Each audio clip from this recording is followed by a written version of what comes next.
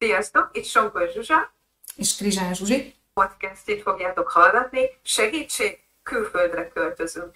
Felkészülés az elképzelhetetlenre.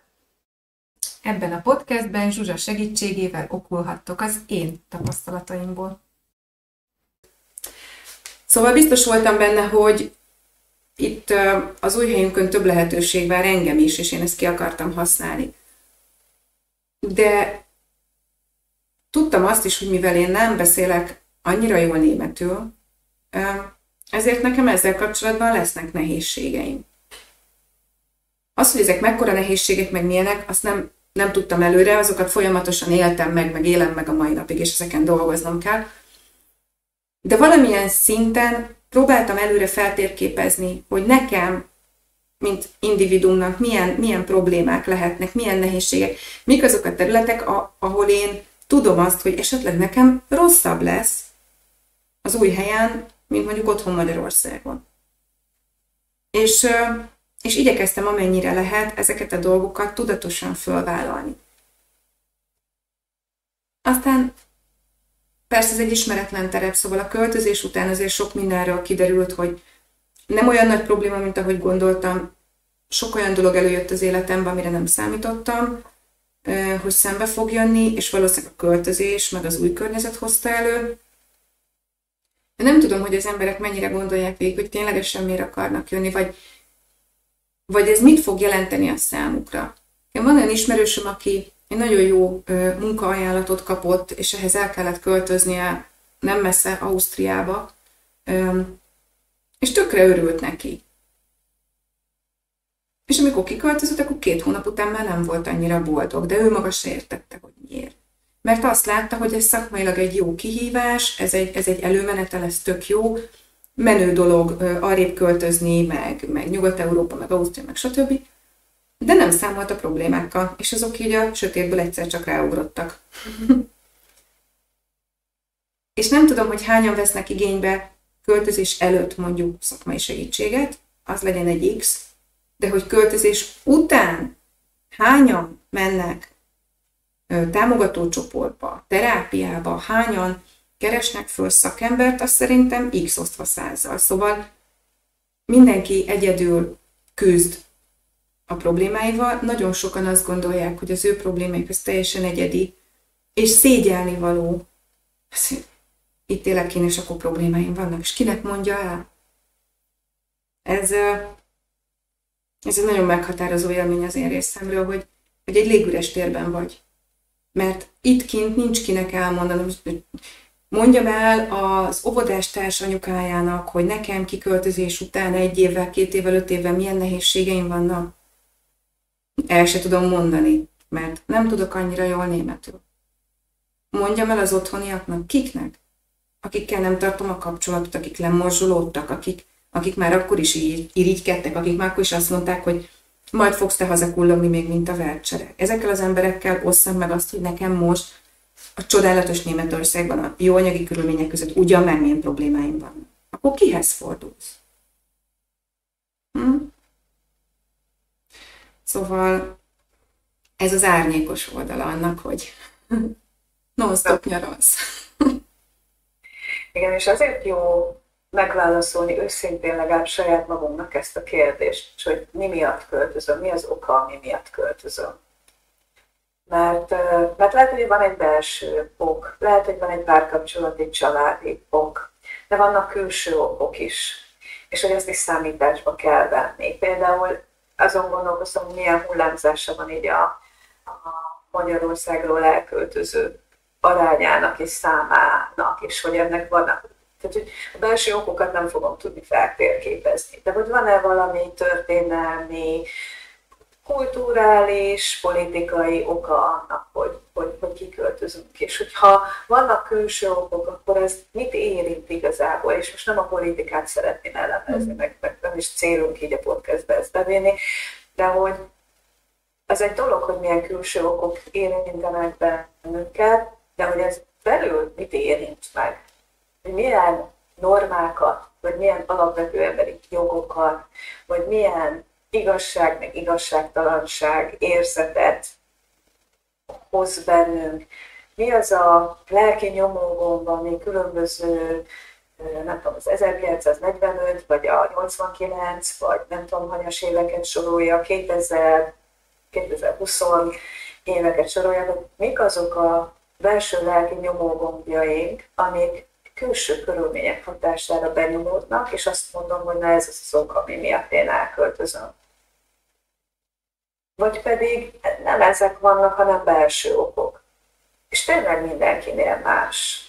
És hol van az a tűrőképesség, nyomás, tűrőképességünk, hogy elbírjuk ezeket a feszültségeket, vagy pedig egy saját belső motiváció, ami akár lehet a karrier, akár a nyelvtudás, a gyerekeknek a lehetőségét kiszélesíteni, de ezt a választ meg kell hozni magunknak. Mert akkor tudunk felkészülni arra árnyékos oldalra is. Hogy bár lehet, hogy én emiatt meg amiatt eljövök, de éppen kint is ugyanezzel tudok szembesülni. Akár a kulturális különbségekkel, politikai helyzetekkel, nehézségekkel, bármivel.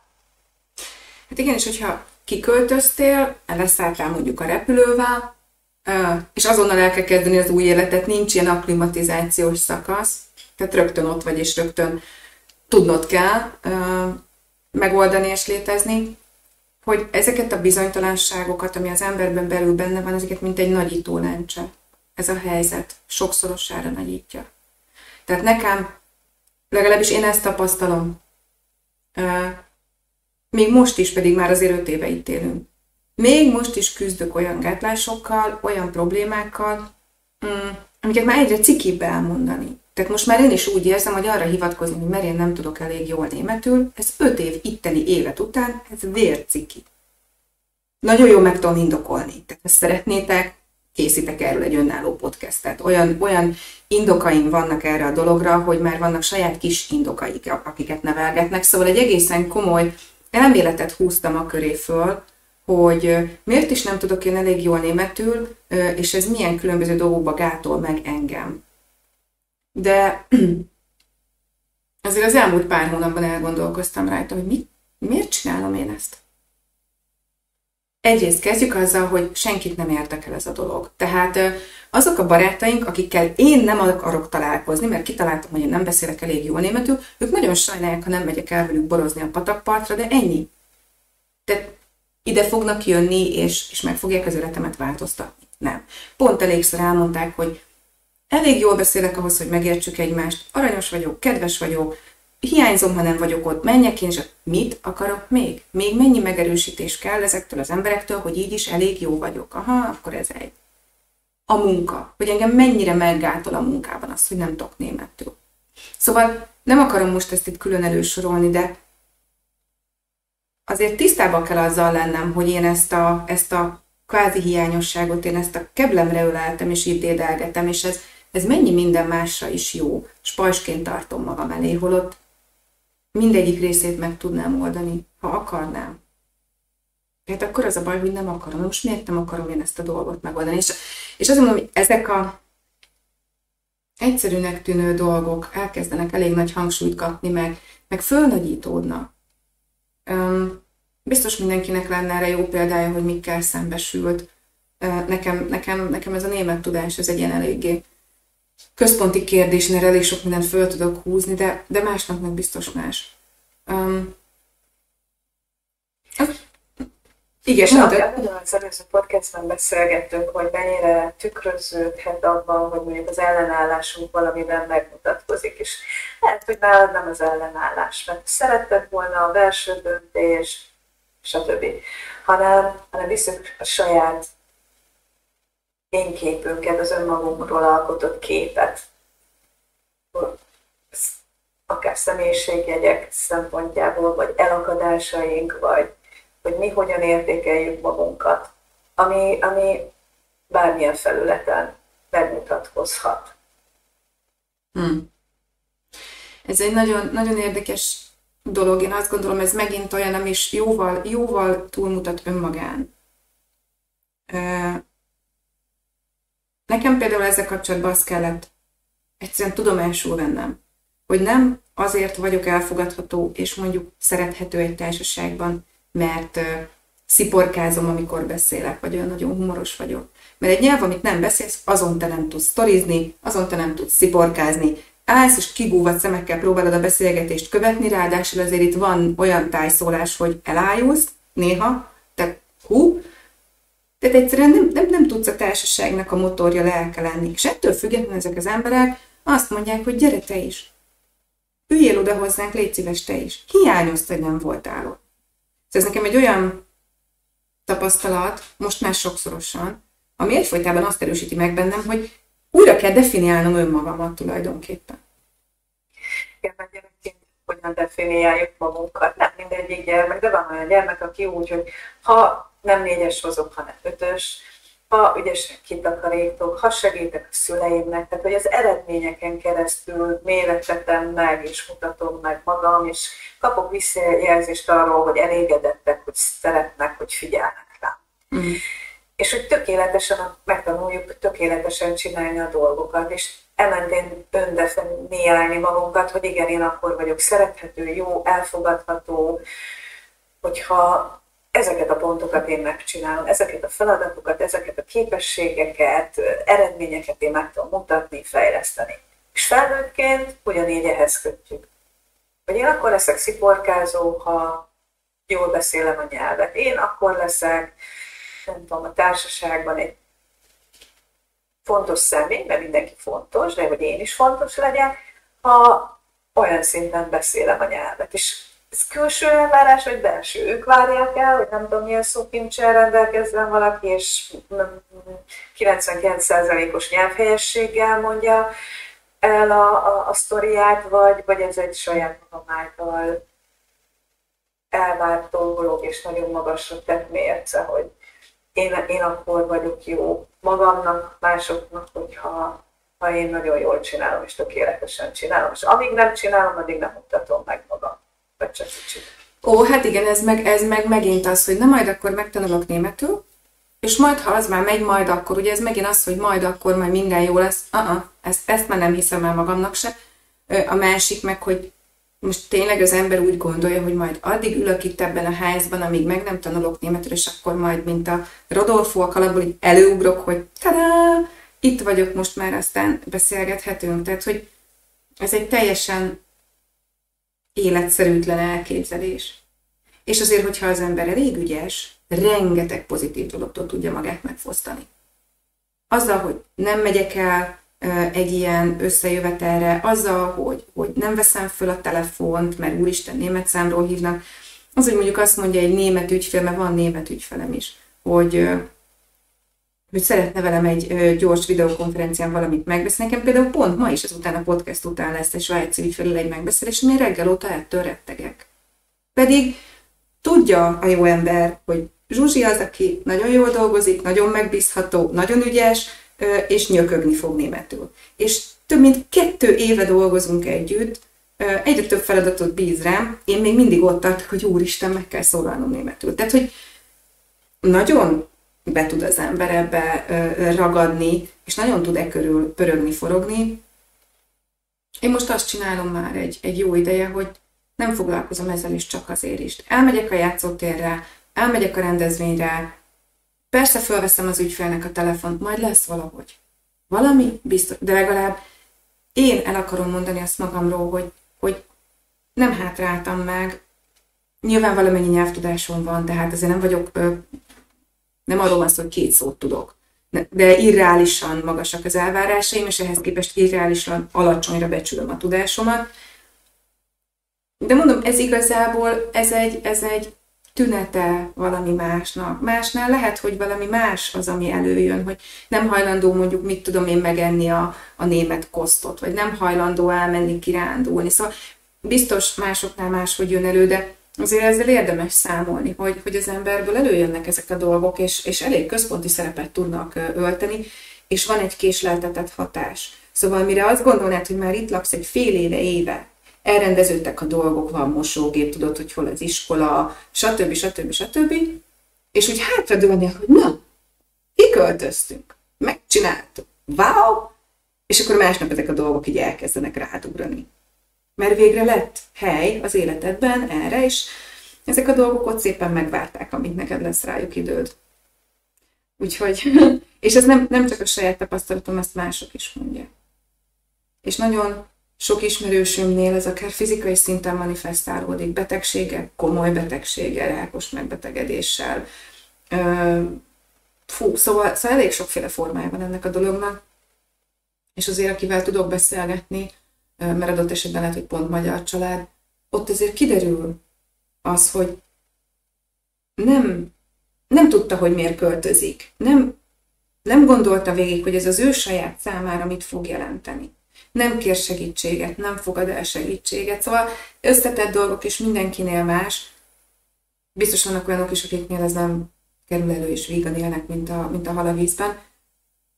De szerintem azért sokan küzdködnek ilyen dolgokkal. Csak nem vallják be. Sokan. Folytassuk azt a gondolatmenetet.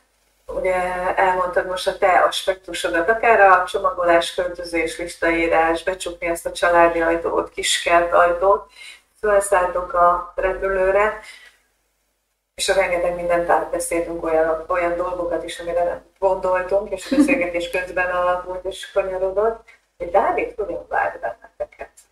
Én említettem, hogy tettétek le a telefont, hogy mi most szállunk be a taxiba, vagy nem ismer a barátnőd vitt. Ő pedig azt mondta, hogy én megmegyek, veszek egy autót, amiben mondjuk heten átszél. Ha összejön, ugye ezek köszönjük, ha összejön. Jó, elspoilerezem, összejött.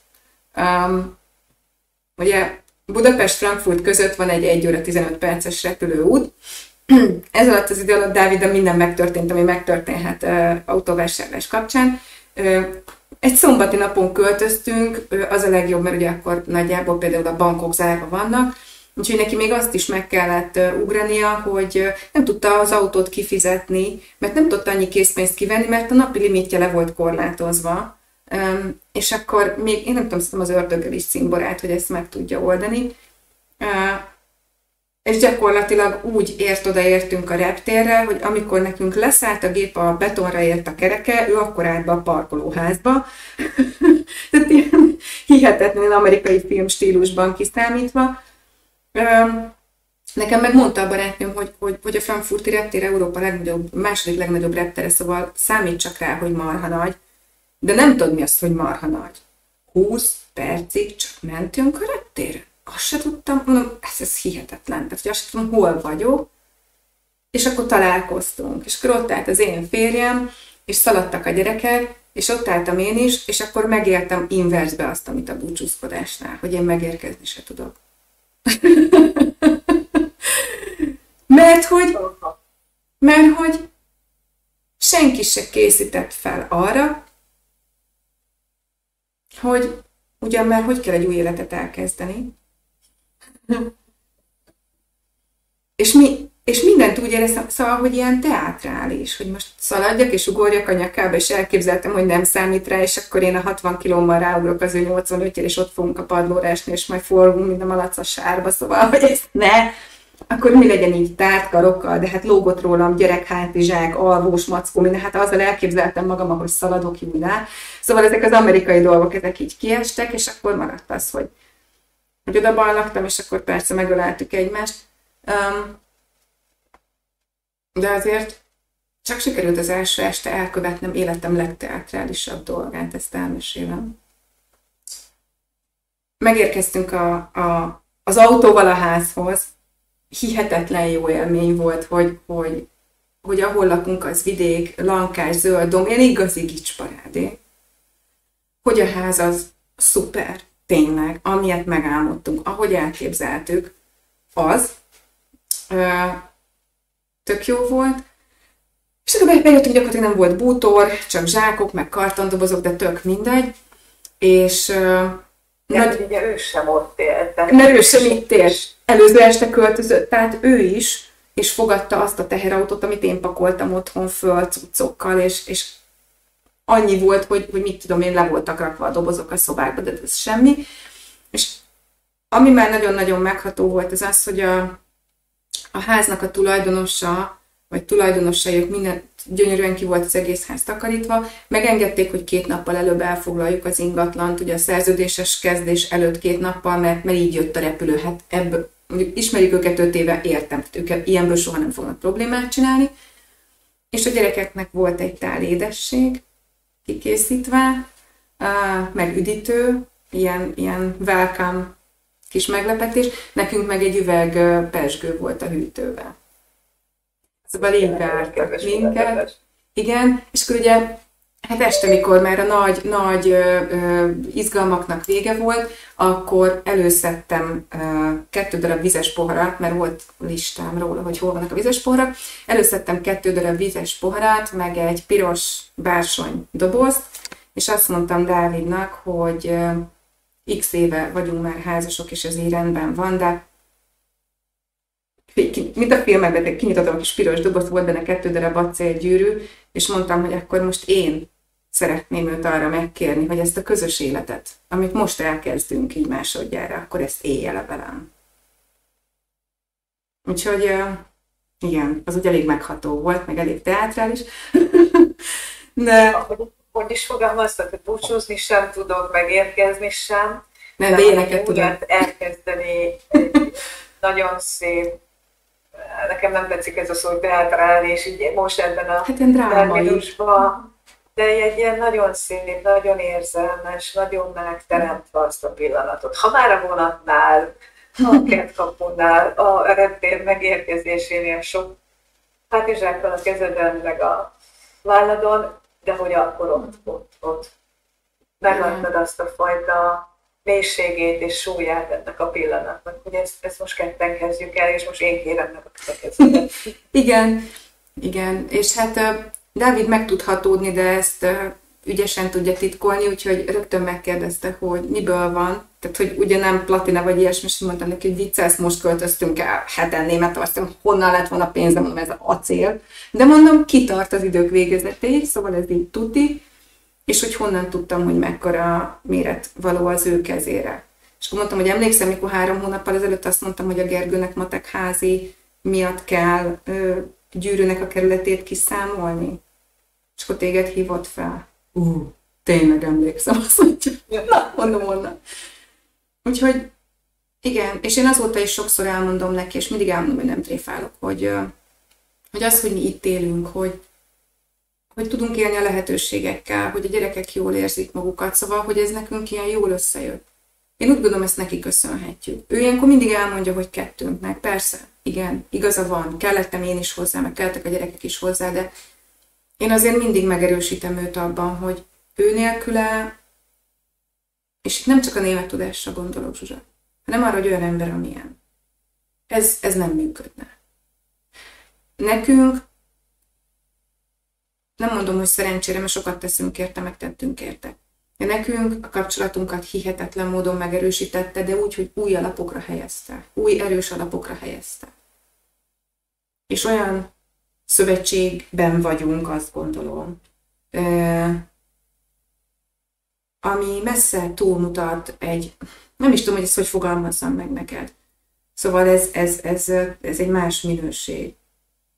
Olyan közös dolog ez a költözés, meg a körülötte lévő minden, meg az azóta tartó sok minden, amit egyszerűen nem tudsz előállítani, akkor ha nem költözöl, vagy nem rúgsz fel így mindent, vagy én nem is tudom. Szóval ez egy nagyon nagy változás volt a mi kapcsolatunkban. És lehet, hogy otthon nem éltétek volna meg ezt a fajta szövetséget, mert itt nem csak a kiköltözés miatti szövetség, hanem nekem az a szó jutott eszembe, hogy most már megmutatható, kimutatható az egymás iránti tisztelet. Tehát, hogy ott van a hála, a tisztelet, a másik személye, lénye, jelenléte iránt, hiszen Dávid, én azt gondolom, itthon is, Magyarországon is sokat segített, meg tudod stabil háttér lenni, egy nagyon jelenlévő apa, aki tényleg oda tette magát, most is ilyen, meg azt gondolom, meg nem is tudom, de hogy most már meg lehet élni ezt az értéket. Tehát, hogy ahogy a búcsúzás nem lehetett, meg a megérkezés, most a mindennapokban tudjátok megélni azt a két embernek az értékét, és ezt meg lehet mutatni a beszélgetéseken keresztül, a hullámvölgyeken keresztül, amikor a másik azt mondja, hogy elfáradtam, elég volt, mi lenne, ha én ott hagynám a munkahelyemet, vagy bármilyen helyzet, kimenjen a gyerekekért, ki lesz velük, hogy tisztelem és értékelem az odaadásodat, a segítségedet, a jelenlétedet, hogy támogatsz, hogy mellettem vagy, hol én, hol téged. Meg hogy ezt kimondjuk. Tehát biztos emlékszel rá, az első, a közös munka elején volt egy nagyon érdekes pillanat, amikor azt mondta az én férjem, hogy persze, hogy szeretem a Zsuzsit, hát ez magától értetődő. És azt mondta neki, hogy nem magától értetődő, ezt ki kell mondani. És azért ezt azóta is gyakoroljuk, és nem azt mondom, hogy egy ilyen nyálas, rózsaszín vattacukorban élünk, mi is szoktunk tök jókat veszekedni, meg is tudunk a másikra sértődni, de sokkal többször hangzanak el azok a dolgok, amik amúgy nem magától értetődőek, és ki kell mondani, és a másiknak jó érzést meghallani, és ide tartozik az is, hogy nélküle ez a dolog nem így néznek ki. És ez egy tény. És nem kell mellé tenni, hogy de te is kellettél hozzá. Persze, tudom. De ne mondjuk mindig mögé azt, hogy de. Nem kell. Ez egy tény. És ez így tök jó. Szóval nekünk megerősítette ezt a szövetségünket. És mondjuk egyszer azt írtam neki SMS-be tréfából, hogy hé, ugye azért még szeretsz, akkor arra jött egy olyan válasz, hogy persze, hogy szeretlek, te vagy a legjobb barátom. És igen, szóval, hogy ez így egy nagyon-nagyon jó dolog, de folyamatosan tenni kell, és folyamatosan figyelni kell, szóval ez egy óriási energia. Én azt gondolom, hogy nekünk, biztos, hogy bennünk is megvolt alapvetően arra az igény, hogy fejlődjünk önmagunk iránt is, meg párkapcsolatilag is. Azt is gondolom, hogy óriási segítség az, hogy ha elakadunk, akkor van kihez fordulni. Kíváncsi lennék arra, hogy hány párkapcsolat nem állja ki mondjuk a költözésnek a próbatételét, és ebből hányat lehetne megmenteni. Akár egy jó podcasttel, nem viccelek, de mondjuk egy szakmai segítséggel. Szóval mindig el szokott szorulni a szívem, amikor azon gondolkozom, hogy vajon hányan élnek úgy a világban, Magyarországról elköltözve, hogy azon gondolkoznak, hogy nem ügyesek, nem jók, nincs kinek elmondani a problémájukat, nem tudtak beilleszkedni, nem fogadták be őket, és lehet, hogy ezeken lehetne segíteni. És ugye az emberek nem 60 évesen költöznek, hanem elköltöznek 20-30-40 évesen, és úgy élnek le 20-30-40-50 évet, hogy ezekkel a problémákkal. Igen, amit több podcasten keresztül így megemlítesz és hozol, és folytassuk ezzel, hogy meg kell tanulnunk elmondani a nagyon jó időszaknak az árnyoldalait és a nehézségeit. Hogy ne legyenek tabu témák, ugyanúgy, mint most már talán azért ismertett téma, hogy egy várandóság meg a gyermek születése. Hogy hányszor nem mertek a szülők, az anyukák elmondani, hogy nagyon akartok, nagyon vártok, meg lehet, hogy éveket vártok, meg lehet, hogy lombik, meg rettentő sok áldozatot hoztunk, de hogy azért erre nem gondoltam. És hogy elfáradtam, és tudok mérges lenni, és tudok dühös lenni. Vagy visszasírom azt, amikor még csak párként voltunk, vagy azt is, amikor még meg sem ismertük egymást. És hogy ugyanúgy a kiköltözésnél, és hogy oké, hogy szép, meg jó, meg kaland, meg lehetőségek, meg minden, új élet, meg minden, de hogy azért ez tele van nagyon sok nehézséggel, és hogy ne kelljen szégyenkezni, hogy közben megéljétek a nehézséget, és legyen kinek elmondani. Hogy ne az irítség, ne az legyen, hogy te akartad, hanem legyen olyan támogató közeg, ami lehet, hogy éppen nem lesz a család, meg nem a barátok, nem tudom, de hol van ez a támogató közeg, ahol el lehet mondani, hogy tényleg jó, meg jó döntés, de hogy azért mennyi mindennel szembesül. Így van, így van. És igen, ugyanúgy, ahogy az 5 gyereknél, kivétel nélkül mindig volt olyan pillanat, amikor azt mondtam, hogy én ezt minek csinálom, ha nem vagyok normális. Cuki, édes, aranyos, tehát ha kell, az életemet adom bármelyik őjükért, de ha még egy éjszakát visz, végig sirén folytom meg. Tehát, hogy így konkrét elég volt. Nagyon szégyellik ezeket a dolgokat az emberek. És én mindig a gyerekeimnek el szoktam mondani, amikor úgy van, hogy látom rajtuk, hogy mi forog a fejükbe, és akkor meg szoktam kérdezni, most valami rossz dologra gondolsz? Igen. arra gondolsz, hogy velem kapcsolatban valami rossz dologra? Hát igen. És akkor el szoktam mondani, ez tök normális. Én is gondoltam azt gyerekként, hogy bár halnának meg a szüleim, és akkor majd utána elmennék árvaházba, de ott majd megengednék, hogy megegyem ezt a fagyit. Vagy bár holnapra ütne el engem a vonat, úgy sírnának, de megérdemelnék, akkor megbánnák, hogy most nem adták ide azt az egy almát pluszba. Szóval, de ez megint tabu téma. De miért? Ezek annyira természetes dolgok, hogy amikor az embernek a frusztrációját, a csalódottságát nincs hova kicsatornázni, mert gyerek, vagy nincs eszköze, vagy nem tudja megoldani, megfogalmazni. Persze, hogy jönnek ezek a gondolatok, jön utána a bűntudat, és az egész egy ilyen spirál. És ugyanez van a költözésre is, hogy én nem tudok valakit jó érzéssel fölhívni, és nem tudom elmondani azt, hogy figyelj, jó ember, igen, idén már másodszor megyünk nyaralni. Mondom mondjuk adott esetben ezt egy olyan magyarországi családnak, hogy idén egyszer se. És akkor ezt a beszélgetést én hogy folytassam, mondjam el, hogy amúgy meg tök fárasztó, hogy össze kell csomagolni. Annyira hülyén hangzik, Zsuzsa. De akkor el kéne mesélnem mellé azt is, hogy oké, de vannak olyan hetek, amikor én heti 60 órát dolgozok ezért. 60-at, nem 40-et, 60-at. Hogy hány olyan hétvége van, amikor dolgoztam, vagy hány olyan éjszaka, amikor dolgoztam.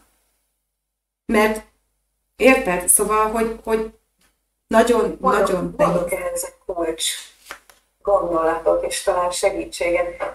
Akár költözés, akár nem, akár a saját életünk. Ha te most ezt mondanád nekem, fölhívsz és elmondod, hogy figyelj, most megyünk a második nyaralásra, és pont Franciaországban megyünk 14 napra, és ugyanállom a Franciaország az egy topok-topja, és elkezdenék irigykedni. És közben arról beszélsz, hogy te fáradt vagy, de már 4. napja pakolsz, és szervezed meg, hogy elmenjetek, és éjjel-nappal dolgozol. És ha én elkezdem saját magamhoz viszonyítani, hogy de jó neked, pont oda mész, ahova én is szeretnék, és hogy eltörpül mellette, hogy te most dolgozol, és fáradt vagy, és dokozolsz, és nem tudom, repjegyet foglalsz, vagy nem tudom, kocsit béreltek, bármi. Tehát, hogyha magamhoz kezdem el viszonyítani, akkor nem tudok megértő lenni. Ha leválasztom magam, és nem magamhoz viszonyítom a te élményedet, a te érzelmedet, a fáradtságodat, a örömöt és a fáradtságot és a dühöt és a bármit, hanem csak téged hallgatlak. És ezt a két utat nem húzom egybe, hanem csak azt hallgatom, hogy a Zsuzsék mennek, de jó, hogy élmény, nem tudom, és fárad, és nem teszem magam fáradtságát, hogy de én is dolgozok 60 órát, de én is pakolok, de én is, akkor nem indul el ez a fajta, talán nem is pontos szó erre még az irigykedés, majd keresek el egy sok szót, de hogy itt lehet a gond. És akár itthon vagyunk és felhívunk mondjuk a barátnak, vagy egy másik szülőtárs elmondja, hogy ő nem alszik éjszaka egy gyerekkel. Én megmondhattam volna azt, hogy tényleg nekem már 2 van merékreg, és hogy én meg csak 3 órát alszok 4 felbontásban. Tehát, hogyha onnantól kezdve, hogy elkezdjük magunkhoz viszonyítani ezt a dolgot, akkor nem lesz jó az egyenlet vége, és rossz érzésekkel jövünk ki mind a két fél. Hanem csak a másikat hallgatom, és csak az ő érzéseibe helyezkedek bele, vagy abban a szituációban, amiben van, és téged hallgatlak, és elképzelem, hogy te most 60 órát dolgozolsz, és de jó, mindjárt indultok. És annak az örömnek és fáradtságnak az érzését élem meg, gondolok bele, és nem a saját. Jó, de ehhez nem tudom, milyen szuper képesség kell, Zsuzsa, azért ezzel 1000 emberből egy fél se rendelkezik szerintem. Tehát, hogy nem tudom, hogy honnan jön ez, hogy a Facebookon is ezt olvasgatjuk, hogy persze, divattervező, hát menne 3 műszakba kapálni, meg tudna, hogy mi a fárasztó. Szóval úgy szívják magukba az emberek, a gyerekek, a fiatalok ezt a mentalitást, és ennek a másik kimenete meg az, hogy akkor én most hogyan mondjam el azt, hogy fárasztó az a jó dolog, ami velem történik, hogy félelmetes az a nagy kaland, amiben tudatosan belevágtam. Hány embert, hány családot tart vissza a hazaköltözéstől az, hogy be kéne vallani, hogy nekik ez itt nem sikerült. De ez már eleve nem jó, mert mi az, hogy nem sikerült? Hát ez nem valamiféle vizsga, vagy nem tudom, hogy hát bocsi, nem jött össze. De ugye fölvállalni azt, hogy visszaköltözöl Magyarországra, és mindenki megfogja, hát hogy, na, mégse volt olyan jó. Aha, ugye? És akkor jön a káröröm, amiben az a jó, hogy nem vegyül bele irítség, és akkor mindenki meg van nyugodva, vagy én megmondtam, hogy a Béláéknak ez nem fog össze. Látod, igazam is lett, nem úgy van, kolbászból van a kerítés. És az ember innen, külföldről, ezeket már előre feltételezi. És nagyon-nagyon szűk az a kör, akinek őszintén tudok például én mesélni, mert tudnak úgy hallgatni, ahogy te mondtad. És nem kell attól félnem, hogy majd hogy jönnek ezek a reakciók.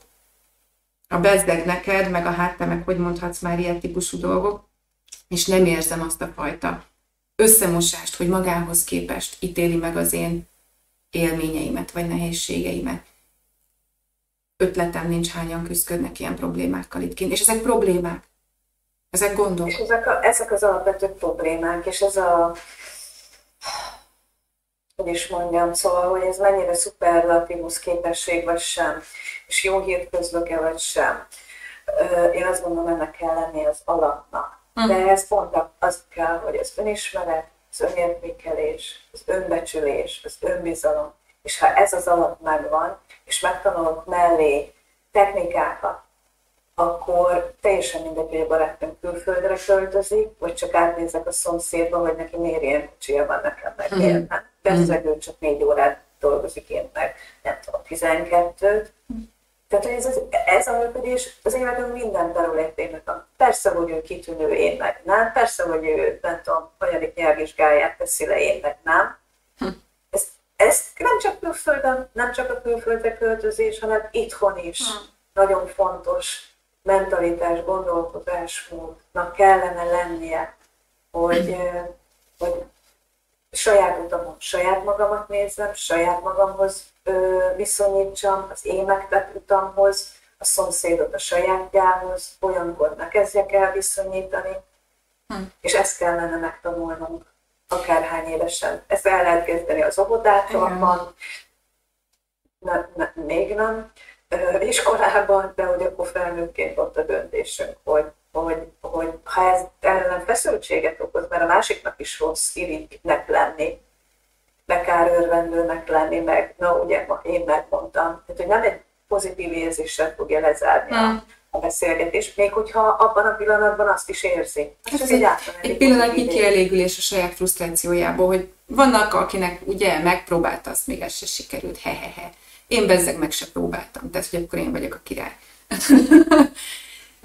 Igen, ami nekem bevált technika, vagy nekem segítség, az az, hogy mindig összepárosítom a dolgokat tudatosan, ez megint egy energia, meg egy odafigyelés. Tehát amikor azt mondom, hogy a fene egye meg, hogy nem tudok németül, miért nem tudok németül, miért nem tudok előrébb jutni, akkor arra szoktam gondolni, hogy Zsuzsi, kimentél egy olyan országba, aminek nem beszél egy jól a nyelvét, elköltöztél oda 5 gyerekkel, te ott fölépítettél egy otthont, egy életet, és fölépítettél egy vállalkozást. Na, ezt csinálja utánad valaki.